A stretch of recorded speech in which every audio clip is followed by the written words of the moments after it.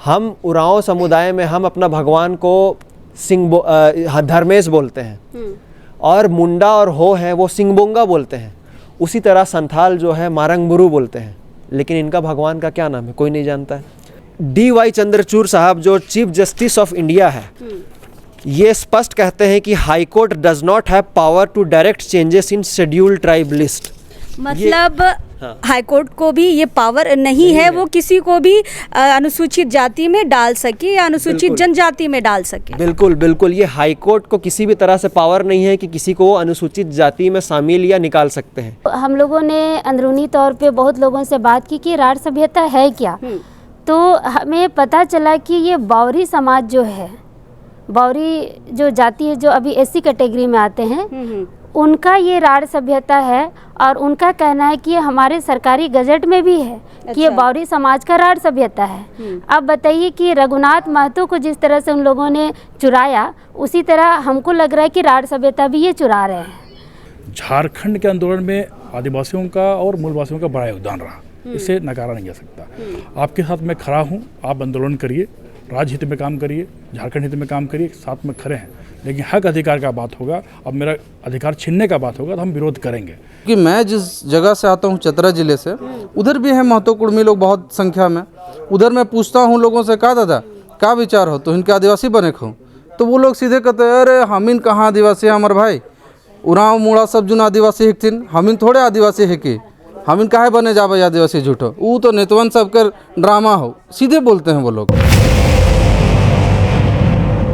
झारखंड में बहुत सारे मुद्दे ऐसे हैं जो रोड से शुरू होते हैं, धरना प्रदर्शन, रेल टेका होते हुए लास्ट में राजनीतिक मुद्दे पे आ जाते हैं।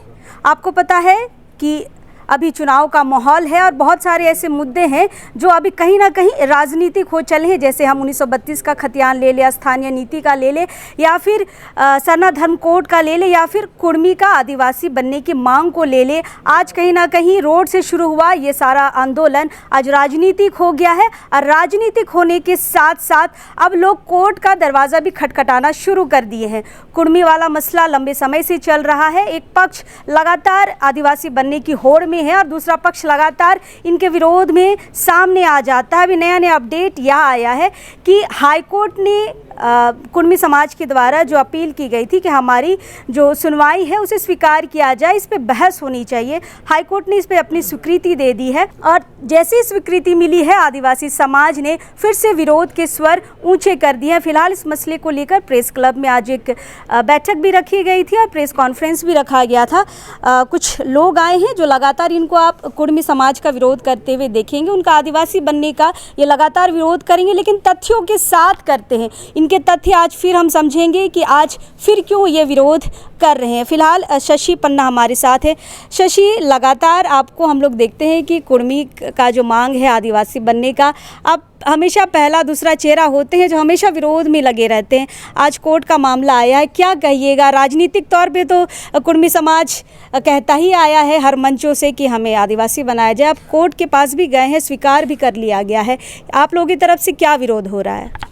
देखिए, अभी हाल फिलहाल में जो हाईकोर्ट में कुर्मी द्वारा आदिवासी सूची में शामिल करने को मांग को लेकर के हाईकोर्ट द्वारा याचिका स्वीकार की गई थी, उसी संबंधित हम लोग यहाँ पर आज प्रेस कॉन्फ्रेंस के लिए आए थे और आदिवासी समाज अपना स्टैंड एकदम क्लियर कर देना चाहता है कि ये जो कुर्मी है ये आदिवासी नहीं है और हम इसका पुरजोर विरोध करते हैं और आदिवासी समाज में ज़ोरदार आक्रोश है।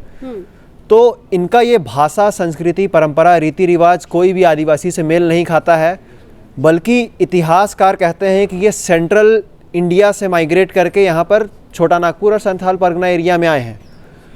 इनका भाषा जो है यहाँ झारखंड में आप देखिएगा खोरठा और कुरमारी बोलते हैं, जो कि इंडो आर्यन लैंग्वेज फैमिली से बिलोंग करता है। और हम लोग आदिवासी लोग, जो हम लोग का भाषा है, हम लोग एक तरह से द्रविडियन और ऑस्ट्रो एशियाटिक लैंग्वेज फैमिली से बिलोंग करता है। दूसरी बात, हम लोग चाहे उरांव, मुंडा, संथाली, खड़िया हो, कोई भी हो, हम लोग चाहे झारखंड में हो या बंगाल में हो या उड़ीसा में हो या बिहार, आसाम या दिल्ली में हो, उरांव, झारखंड का उरांव बंगाल में भी, बिहार में भी, उड़ीसा में भी, आसाम में भी और दिल्ली में भी कुड़ुखी बोलते हैं। उसी तरह मुंडा लोग बंगाल हो, चाहे उड़ीसा हो, चाहे आसाम हो या दिल्ली हो, वहाँ भी मुंडारी बोलते हैं। सेम तरह से संथाली भी अपना भाषा संथाली सभी जगह बोलते हैं, लेकिन क्षेत्र के साथ इनका भाषा बदलता है। बिहार में चले जाइए मगही बोलते हैं, आप यहाँ झारखंड में देखिएगा तो एक साइड में खोरठा बोलते हैं, दूसरा साइड में कुरमाली बोलते हैं। और ये कुरमाली भाषा भी जो है एक तरह से बंगला और मगही का अपभ्रंश से बना हुआ है। आप बंगाल चले जाइए, ये लोग बंगला बोलते हैं, ठीक है। उड़ीसा चले जाइए, उड़िया बोलते हैं। तो भाषा में भी कहीं ना कहीं इनका मेल नहीं खाता है, हर क्षेत्र के साथ इनका भाषा बदलते जाता है। साथ में इनका जो हम लोग का जो आदिवासी लोग हैं, जैसे मैं उरांव समुदाय से आता हूँ, हम उरांव समुदाय में हम अपना भगवान को धर्मेश बोलते हैं, और मुंडा और हो हैं वो सिंगबोंगा बोलते हैं। उसी तरह संथाल जो है मारंगबुरु बोलते हैं, लेकिन इनका भगवान का क्या नाम है कोई नहीं जानता है। उसी तरह हमारा ज़मीन में आप देखिएगा सरना स्थल, मसना स्थल, सारा चीज़ खतियान में मेंशन है, लेकिन आप उनका जो भी धार्मिक स्थल हो कहीं भी खतियान में मेंशन नहीं है। यहाँ तक कि जो विशेष प्रावधान है, खासकर जो CNT एक्ट में सभी समुदाय के लिए जो थोड़ा बहुत ज़मीन का विशेष अधिकार दिया गया है, जैसे मुंडा लोग के लिए मुंडारी खुटकट्टी ज़मीन है, डाली कट्टारी है, बकास भूइयारी पहनाई ज़मीन है, महतोई ज़मीन है, अन्य बहुत सारा ज़मीन है, लेकिन उनका ज़मीन के बारे में किसी भी तरह का कोई विशेष प्रावधान या कोई जिक्र ही नहीं किया गया है। एक बात ये हो गया है। दूसरा बात मैं ये कहना चाहता हूँ कि ये जस्टिस DY चंद्रचूड़ द्वारा ये कहा गया था, अभी हाईकोर्ट में जो केस हुआ है उसमें आदिवासी समाज द्वारा भी इंटरवेन किया जाएगा। सुना जा रहा है कि कुछ लोग द्वारा किया गया, लेकिन आदिवासी समाज द्वारा भी हम लोग इंटरवेन करेंगे उस मामला में, और इस आधार को लेंगे। एक पिछले वर्ष आप देखिएगा द हिंदू में ये खबर आई थी, द हिंदू अखबार में, मैं आप लोगों को ये कटिंग दे दूंगा। तो इसमें DY चंद्रचूड़ साहब जो चीफ जस्टिस ऑफ इंडिया है, ये स्पष्ट कहते हैं कि high court does not have power to direct changes in schedule tribe list. मतलब हाई कोर्ट को भी ये पावर नहीं है वो किसी को भी अनुसूचित जाति में डाल सके या अनुसूचित जनजाति में डाल सके। बिल्कुल बिल्कुल, ये हाई कोर्ट को किसी भी तरह से पावर नहीं है कि किसी को अनुसूचित जाति में शामिल या निकाल सकते हैं। और इस पे वर्ष 2000 में एक कॉन्स्टिट्यूशनल बेंच का जजमेंट का आधार को लेकर के उन्होंने ये बयान दिया था। क्या है आधार? ये वर्ष 2000 में एक सुप्रीम कोर्ट में केस गया था, और ये कॉन्स्टिट्यूशनल बेंच है, वो कहा कि सिर्फ प्रेसिडेंट को आर्टिकल 342(1) के तहत सिर्फ प्रेसिडेंट के पास पावर है किसी भी समुदाय को आदिवासी की सूची में शामिल या निकालने का। तो ये स्पष्ट है, इसमें हाई कोर्ट डायरेक्ट नहीं कर सकता। तो ये सब आधार है जिसको लेकर के हम लोग हाई कोर्ट में इंटरवेन करेंगे। TRI का रिपोर्ट भी है, TRI का रिपोर्ट 2004 में भी आया था, उसके बाद फिर 2020 में भी आया है। वो सारा रिपोर्ट सारे रिपोर्ट्स तो हैं, लेकिन शशि एक बात हम आपको बता दें कि अखबार में ही उसी दिन ये आया था अलग से कि अब कुर्मी समाज ये कह रहा है कि फिर से सर्वे कराया जाए। आप छोड़ दीजिए बाकी सालों का TRI ने क्या रिपोर्ट दिया, अब नए सर्वे की ओर कुर्मी समाज बढ़ रहा है। अब नए सर्वे में क्या कुछ अलग लग रहा है निकल के आएगा, या बाकी TRI की रिपोर्ट के जैसे ही होंगे? देखिए, नया सर्वे में कुछ होगा नहीं। नया सर्वे में बस यही होगा कि थोड़ा बहुत अभी मैनिपुलेट करके बातों को रखा जाएगा, क्योंकि देखिए इतिहास कभी बदलता नहीं, इतिहास जो है वही रहता है, लेकिन ये लोग इतिहास को भी बदल रहे हैं। बहुत सारा तथ्य है, ठीक है, नया नया सभ्यता के बारे में जिक्र कर रहे हैं जिसके बारे आप, हम या कोई भी दुनिया के कोई भी लोग उस सभ्यता के बारे सुने भी नहीं है। फैक्ट बात है ये। अचानक से अभी तो आप राढ़ सभ्यता कभी नहीं सुने थे? कभी आप सुने थे? कभी नहीं सुने थे। यहाँ तक कि पहले भी जो रिपोर्ट दिया गया उसमें भी राढ़ सभ्यता नाम का कोई जिक्र ही नहीं किया गया है। यहाँ तक कि इतिहासकार, एंथ्रोपोलॉजिस्ट, सोशियोलॉजिस्ट से भी आप बात करके पूछ लीजिए, इस तरह का कोई सभ्यता है ही नहीं। ये झूठ मूठ का एक किताब का रेफरेंस ले करके ये लोग नया नया सभ्यता बना रहे हैं। और आपने कहा ना, यही सब ये लोग झूठी बातें, झूठी तथ्य को रख करके अभी ये लोग लड़ाई लड़ना चाहते हैं और एक तरह से राजनीतिक रंग देना चाहते हैं। इससे ज़्यादा ये लोग कुछ नहीं कर सकते हैं। लेकिन इतिहास इतिहास होता, आप इतिहास को बदल नहीं सकते हैं। सभ्यता सभ्यता होता, सभ्यता को बदल नहीं सकते हैं। यहाँ पर यहाँ की उरांव, मुंडा, संथाली हो, सभी लोग यहाँ के सभ्यता को समझते हैं, जानते हैं और पहचानते हैं। तो ये कितने भी लाख कोशिश करें वो बदलने वाली नहीं है। चलिए शशि से काफ़ी जानकारियां हमने ले ली है। शशि हमेशा सबूत के साथ ही रहते हैं, आज भी काफ़ी सबूत लेके आए हैं। कुंद्रसी मुंडा हमारे साथ हैं, बातचीत करते हैं। राढ़ सभ्यता से शुरू करेंगे मैडम, क्या लगता है ये राढ़ सभ्यता इनकी है? हमेशा आरोप लगता है कुर्मी समाज का कि कभी इसका इतिहास चोरी कर लिए, कभी उसका इतिहास चोरी कर लिए, तो क्या लगता है ये राढ़ सभ्यता इनका है या काल्पनिक है या किसी और समुदाय से लिया हुआ है? देखिए, जब राढ़ सभ्यता की बात इन लोगों के द्वारा सामने आई कि हम लोग राढ़ माटी के लोग हैं, राढ़ सभ्यता के मानने वाले लोग हैं, तो हम लोगों ने अंदरूनी तौर पे बहुत लोगों से बात की कि राढ़ सभ्यता है क्या। तो हमें पता चला कि ये बावरी समाज जो है, बावरी जो जाति है जो अभी एससी कैटेगरी में आते हैं, उनका ये राढ़ सभ्यता है। और उनका कहना है कि ये हमारे सरकारी गजट में भी है कि ये बावरी समाज का राढ़ सभ्यता है। अब बताइए कि रघुनाथ महतो को जिस तरह से उन लोगों ने चुराया, उसी तरह हमको लग रहा है कि राढ़ सभ्यता भी ये चुरा रहे हैं।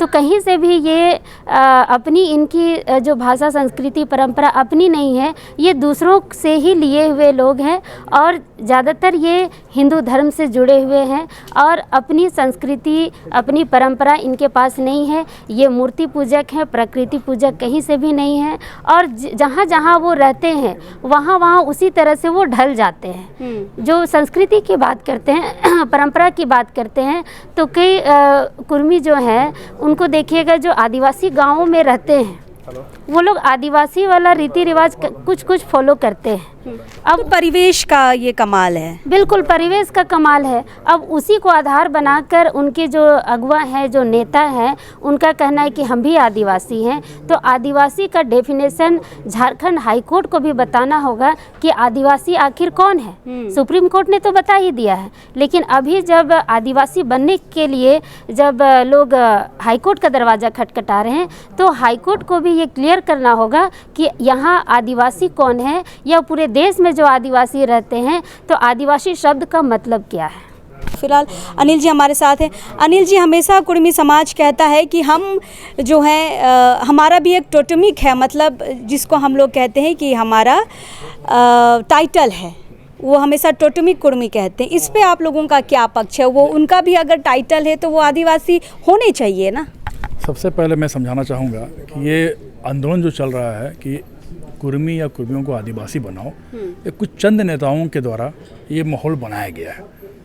कुर्मी समाज के बीच में जाइएगा, पूछिएगा तो कभी नहीं बोलेगा कि हम आदिवासी हैं। आप चौथा स्तंभ के रूप में हैं। आप जाके सर्वे करिए, आप पूछिए गांव के महिलाओं से कि आपका पूजा पद्धति क्या है, आप क्या मानते हैं, तो बोलेगा कि हम पूजा पाठ तो हम लोग का मूर्ति पूजा है, हिंदू रूप में मानते हैं। तो कहीं ना कहीं चंद नेताओं के द्वारा ये माहौल क्रिएट करके राजनीतिक लाभ लेने के लिए, बात समझना होगा, झारखंड के आंदोलन में आदिवासियों का और मूलवासियों का बड़ा योगदान रहा, इसे नकारा नहीं जा सकता। आपके साथ मैं खड़ा हूँ, आप आंदोलन करिए, राज्य हित में काम करिए, झारखंड हित में काम करिए, साथ में खड़े हैं। लेकिन हक अधिकार का बात होगा, अब मेरा अधिकार छीनने का बात होगा तो हम विरोध करेंगे। और कहीं ना कहीं जो विधानसभा में हम लोग का सीट जो आरक्षित है और लोकसभा में आरक्षित है, कहीं ना कहीं ये राजनीतिक रूप से आना चाहते हैं, क्योंकि समाज सबल है, मजबूत है और आदिवासी में शामिल होने के बाद कहीं ना कहीं जो 32 जनजाति है उनके क्षेत्र में अतिक्रमण हो जाएगा और हक मारी हो जाएगा। अच्छा, तो विरोध आप ये कह रहे हैं अनिल जी? मैं गोत्र में आ रहा हूँ, मैं गोत्र में बात कर रहा हूँ। आपने गोत्र का बात किया, मैं बताना चाहूँगा कि जितने भी झारखंड ट्राइब्स है, सबका अपना अपना गोत्र होता है जो प्रकृति रूप से जल, जंगल, जमीन और खनिज संपदा से जुड़ा हुआ है। जैसे मैं उरांव में आता हूँ, मेरा नाम अनिल पन्ना है। पन्ना को कुर्ख में आयरन बोलते हैं, लोहा। तिरकी होता पक्षी, मिंज होता मछली, ऐसा करके सब गोत्र का प्राकृतिक रूप से जुड़े हुए चीज़ होते हैं। लेकिन उन लोगों का जो गोत्र होता है ऋषि मुनियों से जुड़ा हुआ है, जो कहीं प्राकृतिक नहीं है, जो पूरी तरह से आदिवासी समाज से भिन्न है। ये समझना होगा मैडम। अनिल जी, आपने कहा राजनीतिक हिस्सेदारी, आपको नहीं लगता है कि कुर्मी समाज अगर आदिवासी बन जाता है तो आदिवासी को थोड़ा बहुत कुछ तो फायदा होगा? कुछ इस नज़र से भी देखते हैं क्या? कुछ पॉजिटिव क्यों नहीं सोचते हैं? देखिए, मैं स्पष्ट कर देना चाहता हूँ, लाभ क्या लाभ होगा मैडम? संख्या बढ़ेगी, सीट बढ़ेगी। हमेशा कुर्मी समाज कहता है कि हम 6 शेड्यूल में आ जाएंगे, इस पे क्यों नहीं सोचते हैं? स्पष्ट कर देना चाहता हूँ, 6 शेड्यूल या 5th शेड्यूल ये आधार नहीं है, जनसंख्या आधार नहीं है। असम जाइए, 6 शेड्यूल में आता है, आबादी करीब 15-20% का आबादी आसपास होगा। तो आबादी के आधार पे आप बोलिए कि 5th में आएंगे, 6th में आएंगे, गलत है। नॉर्थ ईस्ट के कई राज्य ऐसे हैं जिनका आबादी बहुत ज़्यादा है लेकिन 6 शेड्यूल में नहीं है। लद्दाख अभी संघर्ष कर रहा है। लद्दाख जैसे राज्य संघर्ष कर रहा है, उनका लगातार वहाँ 80% आबादी होने के बाद भी वहाँ शेड्यूल में नहीं है। 6 शेड्यूल हाँ में नहीं है। तो ये जनसंख्या को आधार बना के ये बताना कि मैं संख्या बढ़ेगा, हम आदिवासी की संख्या बढ़ने के बाद हम लोग 6 शेड्यूल में आ जाएंगे, ये लाभ होगा, लाभ उनका होगा। ये आदिवासी बनेंगे तो लाभ उनका होगा, क्योंकि विधानसभा पे, लोकसभा पे उनका क्षेत्र अधिकार हो जाएगा। आपको मालूम होना चाहिए समाज बहुत ही सबल समाज है, जागरूक समाज है, पढ़े लिखे समाज है। हम लोग के बीच में जो जागरूकता जो ट्राइबल के बीच में है बहुत कम है, उनका बहुत ज़्यादा है। तो ऐसे लोग जब एंट्री करेंगे तो कहीं ना कहीं हम लोग का समाज पिछड़ हो जाएगा, पीछे पड़ जाएगा।